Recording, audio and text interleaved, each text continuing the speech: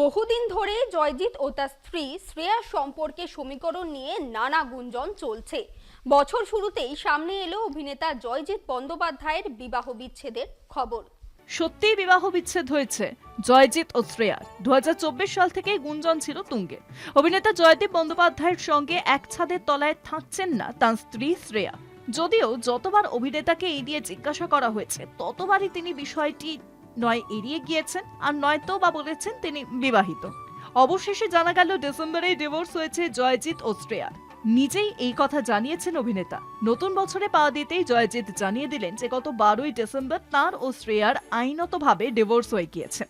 এক সংবাদ মাধ্যমের কাছে নিজের ডিভোর্সের কথা স্বীকার করে অভিনেতা জানিয়েছেন যে তাদের সন্তানের জন্য তারা চাননি সম্পর্ক ভাঙার খবর প্রকাশ্যে আসুক। জয়জিৎ বলেন, 2 বছর ধরে আমরা আলাদা ছিলাম। এখানে কারোর প্রতি কারোর রাগ নেই, হিংসা নেই। দুজনে যৌথভাবে সিদ্ধান্ত নিয়েছি বিয়ে ভাগার। আমার মা বাবাই বড় করেছে আমাদের ছেলেকে। যশজিৎকে বলেছি আমার প্রতিও যেমন ওর দায়িত্ব কর্তব্য রয়েছে, মায়ের প্রতিও সমান দায়িত্ব কর্তব্য রয়েছে।